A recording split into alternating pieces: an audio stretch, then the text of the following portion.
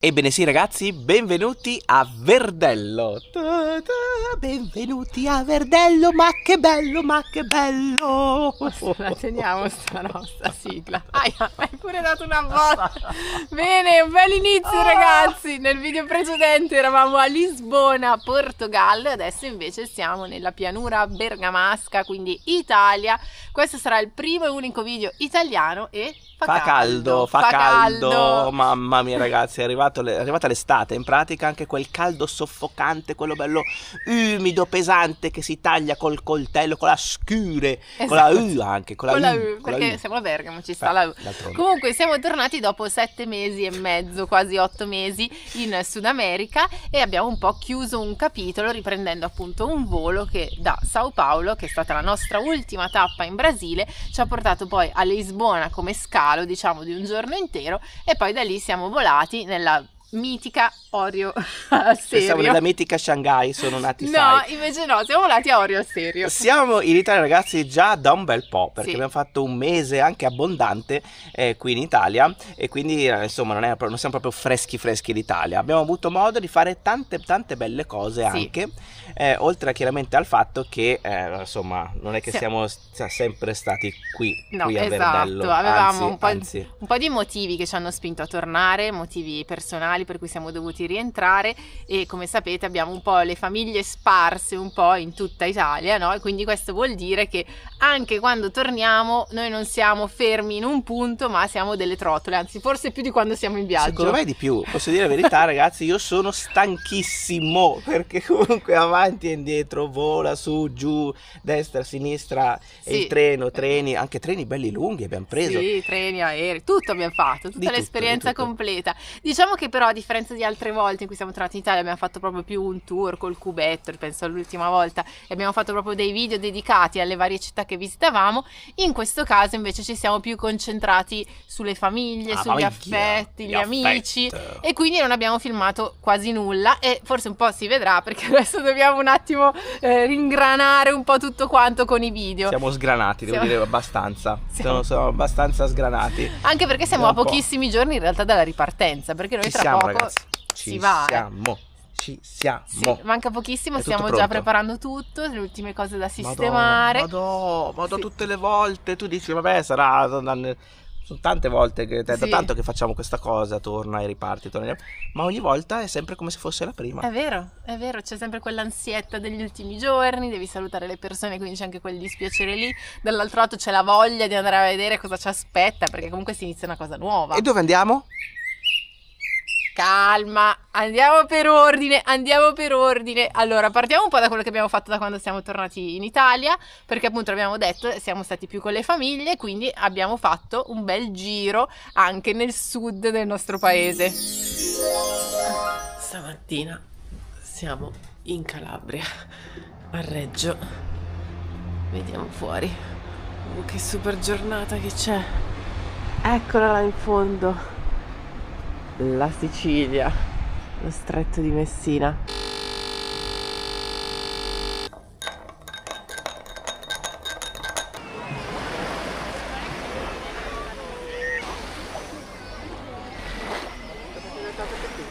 Ovviamente gelato.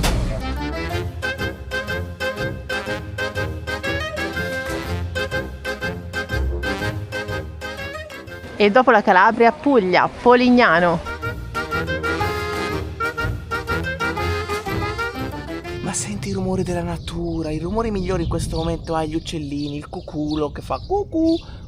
Ma che è un piccione? No, è un cuculo per forza. Cucù. C'è cuculi a Verdello. Cuculi. Non sono i piccioni. Vabbè, comunque non entriamo troppo nei dettagli. E gli aerei di Orio, perché comunque siamo a 2 passi ed è proprio lì che andremo a breve. A brevissimo, sì. Però noi arriviamo qui che è estate, quindi l'estate italiana, ma in realtà arriviamo dall'autunno, perché nella zona di mondo in cui ci trovavamo era appena iniziato l'autunno e stava per arrivare anzi l'inverno, quindi la stagione fredda. È il motivo anche, uno dei motivi per cui non abbiamo continuato il nostro viaggio verso sud, quindi verso la Patagonia, perché la stagione sarebbe stata fredda fredda, quindi la stagione non migliore per visitare quella parte di mondo. Ci siamo fatti anche la stagione, devo dire, qua in Italia peggiore in assoluto per le nostre allergie. Esatto. E infatti ho l'occhio che un po'. Tutti e due siamo un po' sofferenti di allergia, quindi non dico che è stato un disastro da questo punto di vista. Tanti antistaminici. Esatto. Tanti. Per riuscire a sopravvivere alla primavera italiana. Però siamo arrivati adesso a questo punto, stiamo per aprire un nuovo capitolo, appunto, come dicevamo, e quindi ci sembra giusto fare un po' quello che è stato un riassunto di quella che è stata la nostra esperienza in Sud America, e quindi in questa parte di mondo. Per noi era la prima volta che avevamo così tanto tempo per esplorare quella zona del mondo, e quindi abbiamo conosciuto delle realtà diverse da quelle che ci aspettavamo. Alcune invece hanno confermato le nostre idee, altre ribaltato, esatto. Sì, assolutamente. E poi parleremo anche della questione economica, perché poi alla fine durante questo periodo abbiamo avuto anche il tempo di andare un po' a rivedere quello che è stato, insomma, anche la parte economica del viaggio, quanto abbiamo speso, dove abbiamo speso di più, dove abbiamo speso di meno, e insomma abbiamo fatto tutti i calcoloni. Come è andata, come sapete noi da quasi 9 anni viaggiamo con un budget di 10 euro a testa al giorno. Questa è un po' l'unica regola che ci siamo imposti, no? Quindi provare a tenere questo budget basso per anche vivere un'esperienza di viaggio un po' diversa, quindi più a contatto con le persone del posto, sui mezzi pubblici, quindi cercare di mantenere quello stile di viaggio. E quindi ci sono stati paesi in questi anni in cui il budget ci è bastato ampiamente, altri in cui siamo stati proprio lì tirati, e alcuni invece dove abbiamo sforato questo budget. Ultimamente, insomma. Quindi abbiamo tirato un po' le somme di questi giorni in Sud America per capire anche quanto ci è costato veramente vivere, viaggiare lì per quasi 8 mesi. Siamo partiti dalla Colombia a settembre 2025, e poi abbiamo cominciato a scendere verso sud. Abbiamo fatto una specie di percorso a L, e quindi abbiamo fatto appunto Colombia, Ecuador, Perù, Bolivia, Argentina, Paraguay e Brasile. Poi da lì siamo tornati verso l'Europa. Tutti questi confini li abbiamo fatti via terra, abbiamo viaggiato zaino in spalla, tranne una volta in Argentina, quando abbiamo affittato una macchina. Abbiamo fatto tutto il nord dell'Argentina, dei posti incredibili. Abbiamo anche raggiunto delle vette assurde, siamo arrivati quasi a 5.000 metri. Qua invece a Verdello siamo sugli 0 metri sul livello del mare. Sotto la chiesa di Verdello, la chiesa principale, con il campanile tutto storto, facciamo un po' una di quelle cose che non si dovrebbero mai fare, ma che semplificano un po' quello che è il racconto. Cioè il paese che ci è piaciuto di più, quello che ci è piaciuto di meno e quello dove vorremmo tornare. Questi 3 punti principalmente. Allora, il paese che ci è piaciuto di più, perché aveva un po' tutto, è per noi il Perù.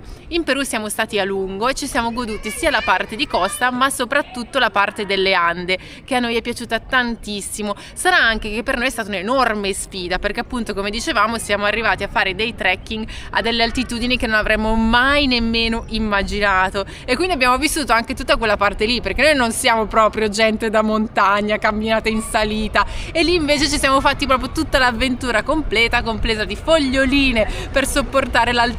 E devo dire che quando ti trovi in quei villaggi o mentre cammini in quei paesaggi assurdi, ti sembra davvero di essere in un altro pianeta, no? E quindi ci è piaciuto molto, ci è sembrato di vedere e vivere proprio l'essenza di quella parte di mondo del Sud America. In questa categoria una menzione speciale va fatta secondo noi per l'Ecuador, che è un paese che ci ha davvero stregato. È più piccolo rispetto a altri in cui siamo stati in Sud America, però in quel poco che ha è veramente concentrato tutto. L'atmosfera ci è piaciuta tantissimo, abbiamo trovato un'autenticità che è difficile oggi da trovare. L'unico inconveniente però è stato il furto che abbiamo subito a Quito. Comunque in generale l'Ecuador, devo dire, ci è piaciuto molto. E mentre ci addentriamo nella perla di Verdello, ragazzi, questo è il Verdello Park. Stiamo facendo il tour alla fine, in pratica. Cosa vedere a Verdello? La piazza, il parco, numero 2. Poi credo siano finiti, non siamo 3. Ecco, e proprio qui da questa perla noi, ragazzi, continuiamo a parlare di Sud America. Aspetta. Cosa c'è? C'è la Merla. La Merla, ragazzi! Che ne parli sempre, la usi come metro di giudizio del mondo. La Merla, sembra la Merla. Sembra la Merla, eccola qua la Merla. Questo è il Poi ruscellino. È la Morla, no, in è la italiano, Merla. però in bergamasco dice la Merla. È questo ruscellino. È un ruscello che passa da Verdello, detto anche la fogna di Verdello. Non è vero, non è vero, è anche pulita. È pulita, l'acqua, sembra guarda, pulita, dai. Male, ma l'acqua è pulita. Io non metterei i piedi, però non li metterei. Eviterei. Si passa tutto accanto al parco, il parco della Villa Comunale. Allora. Guarda qua la Villa Comunale. comunale lì in fondo con gli uffici del comune, questo bel parco grande, il polmone verde di Verdello. Il polmone del mondo, direi anche, siamo un po' in tema amazzonico, quindi anche a Verdello abbiamo un polmoncino, che è questo qua. No, questa cosa è bella perché poi comunque durante tutto l'anno in giro per il mondo ci sono sempre riferimenti a Verdello, quindi cittadina di 7.000 abitanti. Facciamo tutto? No, va bene così, va bene così. Ci sono le zanzare, mi sa. Ci sono le zanzare, però c'è anche un bel fresco, devo dire che con sto caldo è un po' meglio farsi un giro qua attorno. Certo, accanto abbiamo il provinciale, però vabbè, questo è un dettaglio. Da quando l'hanno chiuso, ci hanno aperto una strada esterna per passare, abbiamo tutte le informazioni. Passa molta meno gente. Interessantissime per chi è di Verdello. Tra l'altro lì c'è il famoso, eccolo là in fondo, infatti le macchine si fermano, il famoso semaforo di Verdello. La croce del paese. In pratica Bergamo, no, adesso entriamo nel dettaglio a sto punto.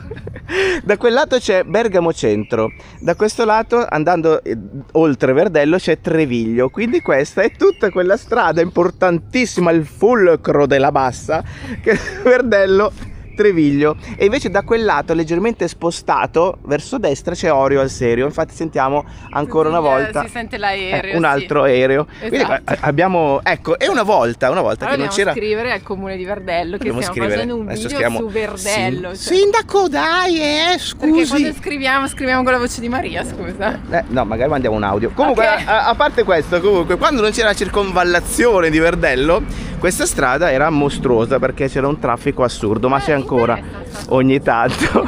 Adesso è molto più tranquillo. Guarda qua che bella vista, ragazzi. Guarda, allora andiamo avanti. Di fronte c'è l'oratorio di Verdello e là in fondo la chiesa del santuario di Verdello. Sì, ecco. Qua c'è centro. Vedi che ci sono un sacco. Fulcro. Stavamo parlando del Sud America. Parlavamo del Sud America. Torniamo in Sud America, ragazzi, perché non è stato tutto rosa e fiori, ovviamente. Infatti stavamo parlando delle cose che ci sono piaciute un po' meno, dei paesi in generale che ci sono piaciuti meno. E io qua vorrei fare, non ce n'è uno che veramente non ci è piaciuto, tu dici oh Dio non ci andrai mai più, no, assolutamente no. Però vabbè, ci sono alcune caratteristiche magari in alcuni paesi che ci hanno un po' tu dici per esempio, mi viene in mente il fatto che magari la Bolivia ce l'aspettassimo molto più bella reale, bella. E invece dove siamo stati noi, che però vabbè abbiamo comunque fatto una parte del paese che sembra piccolo ma non è poi così piccolo, l'abbiamo trovata un po' turistica, anche perché tutti i turisti si vanno a concentrare più o meno negli stessi posti, e il paese Bolivia non ce l'aspettavamo così visitato. Esatto. Questa è una cosa, vabbè, ma non è neanche una cosa negativa, devo dire la verità. E poi vabbè, magari alcune caratteristiche di altri paesi, ma in generale secondo me questa cosa più che di un paese è proprio generale, ma poi ne parliamo dopo. E il fatto che comunque c'è quella sensazione di pericolosità un po' dappertutto nelle grandi città, però ne parliamo più tardi. E ora il paese dove torneremmo, quindi quello dove vorremmo ritornare perché ci siamo persi sicuramente qualcosa. Ma ti accorgi? Di cosa? Il parco di Verdello, quando eravamo piccoli, sembrava enorme. E lo è ancora. Siamo già arrivati in fondo. Ma no, quello è vero, devo dire che è vero. Io ci venivo da bambina, quindi da bambina ti sembra tutto più grande. Sembrava di fare chissà che scampagnata. Chissà, però devo dire comunque è bello grande e anche piuttosto ben tenuto. Ci sono addirittura i cartelli informativi. No, vabbè, che informazioni ti danno a Verdello? Il picchio, il tema di volatili che si sentono, il cuculo e il picchio. C'è anche il picchio. Ma tu hai detto che non è il cuculo? Secondo me è il cuculo. Piccione. E poi c'è il picchio.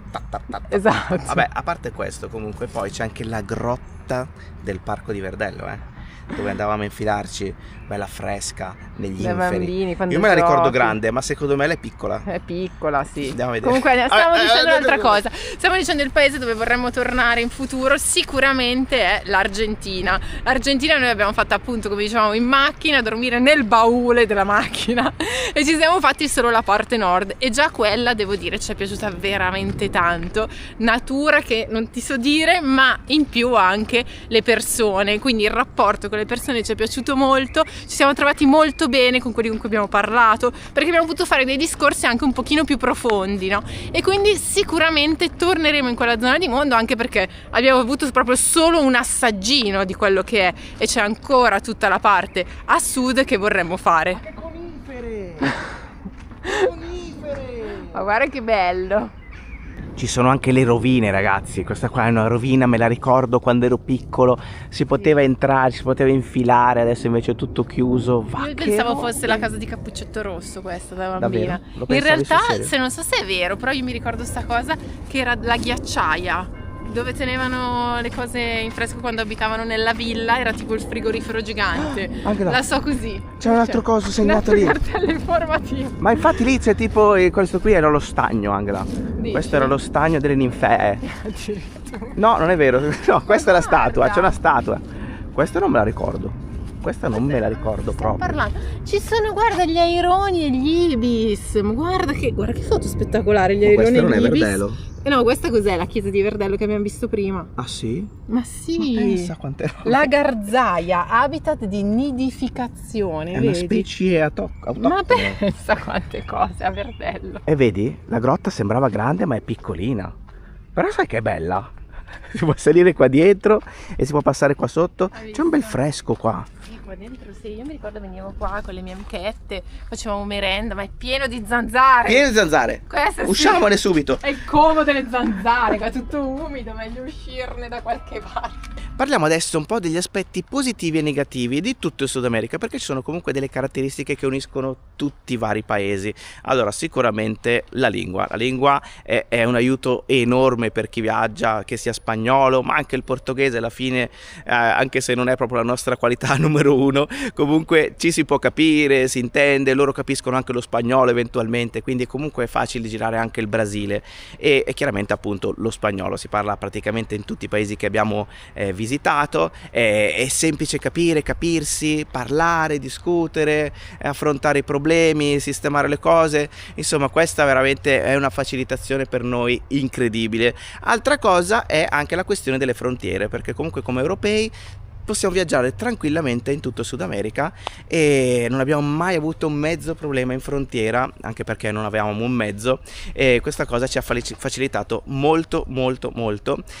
Si può entrare nei paesi senza visto, tutti quanti esenti da visto, per diversi mesi in ognuno di questi paesi, quindi è stato molto semplice anche da questo punto di vista.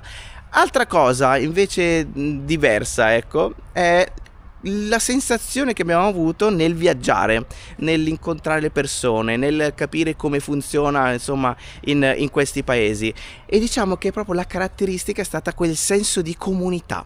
Il senso di comunità che si sente, che si vede, che si prova quando si viaggia in Sud America. Questa cosa è bellissima e effettivamente tornando in Europa sentiamo un po' la mancanza di quella cosa lì. Tra gli aspetti negativi invece quello che sicuramente più ci ha colpiti è il senso di insicurezza che si prova purtroppo soprattutto nelle grandi città sudamericane in cui siamo stati, quindi penso a Medellin, al suo centro, Bogotà la stessa cosa, che erano proprio le prime due, quindi un po' ci hanno scioccato forse più delle altre, anche se anche l'ultima, San Paolo, dove siamo stati, comunque la situazione è sempre molto complicata e complessa. Sono paesi con dei divari sociali enormi e quindi anche il livello di criminalità è più alto rispetto ad altre zone del mondo, una criminalità che in genere è anche molto violenta, quindi ci sono problemi molto grossi in tutte le grandi città, o almeno nella maggior parte delle grandi città del Sud America. Questa cosa quando viaggi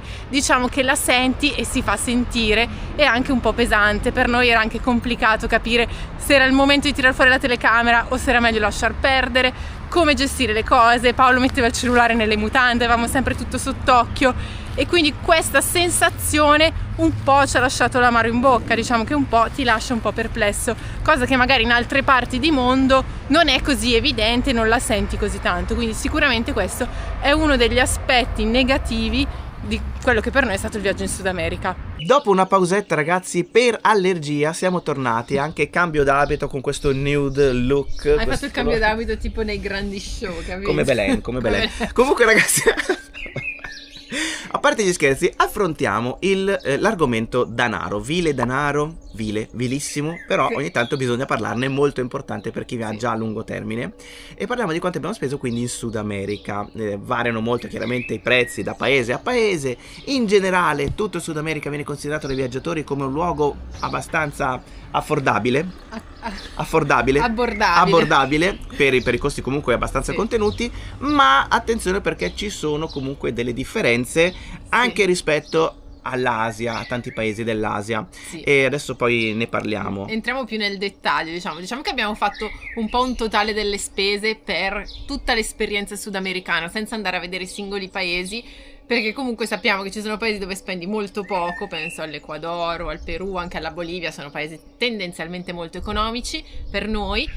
Però ci sono altri paesi dove i costi sono molto più alti, l'abbiamo visto anche andando a vedere banalmente nei supermercati, i costi delle materie proprio prime, la pasta, su queste cose, ma hanno i prezzi molto elevati e soprattutto i trasporti. Io non dimenticherò mai, sicuramente mai, 55 euro di autobus notturno in Brasile. Mamma mia!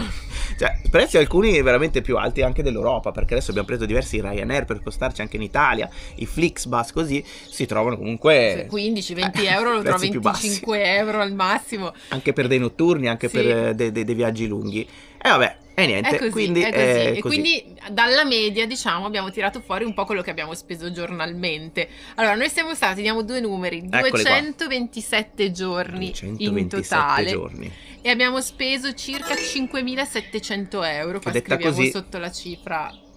Vabbè, però è una bella cifra, sono tanti giorni.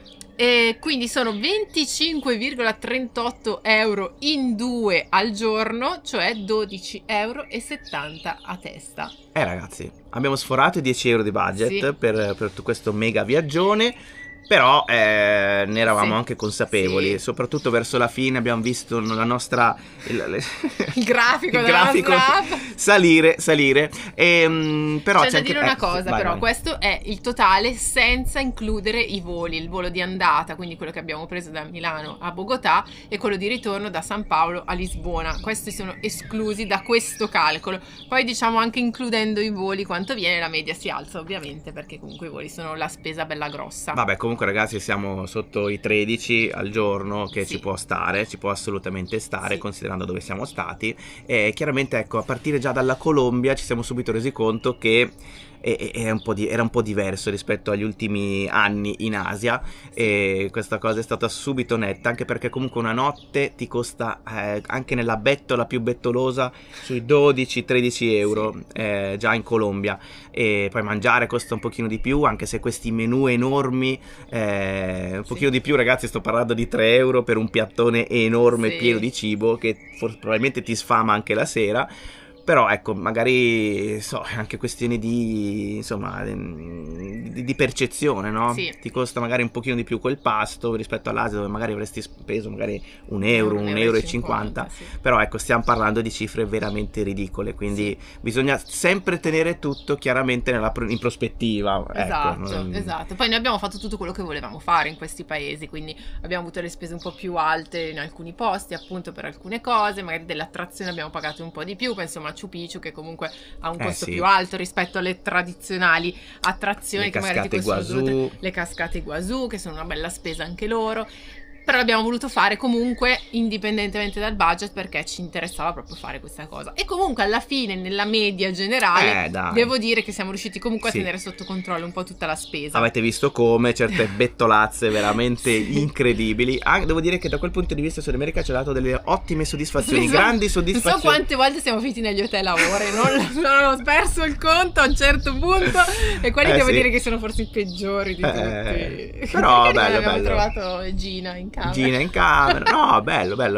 Comunque ci sono state belle cose. Interessante. Poi abbiamo fatto tante notti sugli autobus, che comunque sono scomodi, non dormi, però ti risparmi il costo della notte, quindi ammortizzi un po' la spesa. Quindi adesso invece facciamo il calcolo aggiungendo il costo dei voli. Il costo dei voli andata e ritorno in due ci sono costati circa 1.200 euro, sono circa 600 euro a testa. 300 l'andata, 300 il ritorno, in più pratica, o meno, che comunque è poco. Sì. Siamo stati abbastanza fortunati e abbiamo trovato questi voli sia l'andata sulla Colombia che per il ritorno dal Brasile. che comunque sono voli lunghissimi poi, perché comunque sono sempre 12 ore, 10 ore, quindi cose molto lunghe, quindi aggiungendo anche questa spesa la media a testa al giorno diventa di 15 euro. Questo. ACS, ragazzi, l'inflazione si è fatta sentire. Si è fatta sentire, vabbè, comunque non ce ne lamentiamo assolutamente, parliamo veramente di poca roba. Ma adesso torniamo al presente, ragazzi, perché comunque in questo mese in Italia ci siamo divertiti molto molto assai. Abbiamo organizzato anche diverse serate, 2 serate musicali con concerto e chitarrina. E abbiamo anche le clip, ragazzi, facciamole partire subito. Qui noi stiamo andando a Bergamo per il concerto di questa sera, fa un caldo apocalittico oggi, si muore qui. Siamo arrivati in città alta, questa è la vista in questa serata e abbiamo recuperato anche gli artisti, eccoli qua, pre-concerto.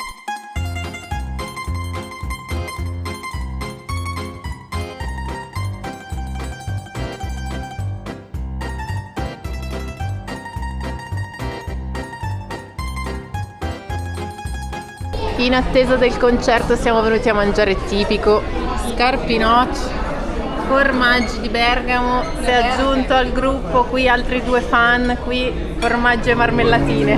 Vere rosse, scarpe bucate, alle mie spalle le città lasciate, un camion lento che mi dà un passaggio, mi parla poco e ride e fuma piano. Oltre alla serata musicale abbiamo organizzato anche una serata a Bergamo dove abbiamo potuto abbracciare alcuni di voi. È stato che stupendo, serata, ragazzi, bellissimo. Ci siamo abbracciati, ci siamo conosciuti, abbiamo risposto ad alcune domande, parlato di un sacco di cose e ripartiamo quindi con tutto questo bell'amore, questa energia che ci avete dato in quella serata, perché ragazzi adesso noi andiamo a fare gli zaini, è ancora tutto un caos totale. Un casino in camera, ragazzi, un casino, dobbiamo anche infilare alcune cose nuove, bisogna capire dove metterle, però poi ne parliamo perché comunque ci sono anche delle novità. Esatto. Belle. Quindi per non perdervele, ragazzi, mi raccomando, iscrivetevi al canale, attivate anche la campanella così non vi perdete tutto quello che sta per succedere, che sarà bello bello tosto. Vi lasciamo anche qui sotto il link di Patreon, trovate anche il link poi nella descrizione del video, perché comunque la famiglia di Patreon è stupenda e si allarga sempre di più, quindi grazie già a chi fa parte di questa famiglia. E quindi e allora ragazzi, alla prossima!